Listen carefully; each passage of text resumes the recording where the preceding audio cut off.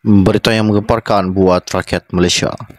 Baru-baru ini, media ini mengatakan bahawa biasa dalam mana-mana perubahan akan ada korban yang ditagih, dan bila menimpa para penggiat perubahan yang selalunya perubahan itu dinamakan revolusi, orang mengatakan revolusi pun memakan anaknya sendiri. Ini berlaku di banyak tempat seperti di Perancis, Rusia, China, Iran, bahkan juga di Indonesia. Tetapi dalam kes Wan Ji Wan Husin yang dipenjarakan baru-baru ini, kita terpaksalah menukarkan ayat itu kepada reformasi Juah turut membaham anaknya sendiri. Wan Ji Wan Husin adalah contoh paling penting dalam menunjukkan blok mana yang mempunyai figura-figura yang keras terhadap monarki. Apabila Sanusi ditemplek tempoh hari dalam kes melibatkan monarki, maka bercemperalah golongan Pakatan Harapan bagi mendesak Sanusi dikenakan akta hasutan. Adakah mereka sudah bahawa akta yang mereka tidak lupuskan itu akan menghapuskan siapa pula di kalangan mereka? Bukankah yang patut didesak itu ialah menghapuskan akta hasutan, bukan mendesak akta itu digunakan terhadap mereka yang tidak selarian? Di situ kita boleh melihat semacam keinahan fikrah politik pendukung Pakatan Harapan. Adakah mereka benar-benar menyelami maksud reformasi dan apa yang mereka juangkan selama ini?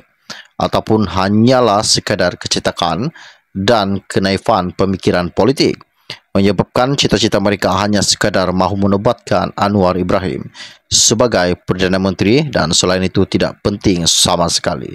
Akhirnya setelah hampir 11 tahun, kes Wan Ji berlangsung.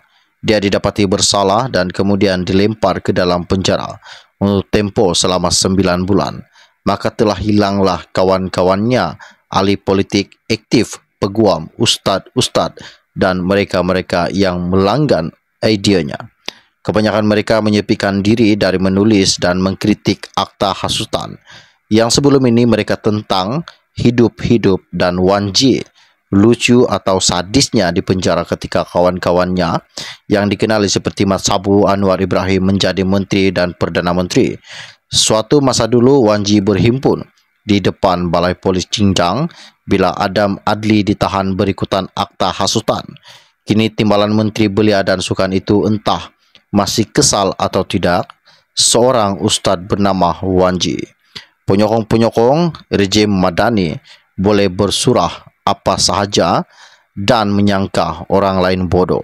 Ada yang mengatakan bahawa kes Wan Ji menunjukkan kerajaan Anwar tidak campur tangan dalam usaha mahkamah seperti mana kes Zahid. Di sini sahaja menunjukkan IQ penyokong rejim Madani ini setara mana. Adakah mereka tidak mendengar terima bidak catur atau kambing hitam? Atau ada yang perlu dikorbankan untuk menempuh suatu matlamat? Di sini kita boleh lihat minda kritis dan skeptis penyokong rejim Madani yang suatu waktu dulu ketika menjadi pembangkang, minda mereka begitu rancak sekali dan menyangkal apa sahaja tidak tanduk pemerintah. Tapi sebaik sahaja pasukan kesayangan mereka menjadi pemerintah, minda mereka secara serta-merta sudah tidak boleh berfungsi dengan baik. Sekian info ringkas dari saya untuk anda. Kita akan berjumpa lagi. Salam jumpa dan salam kenal. Bye-bye.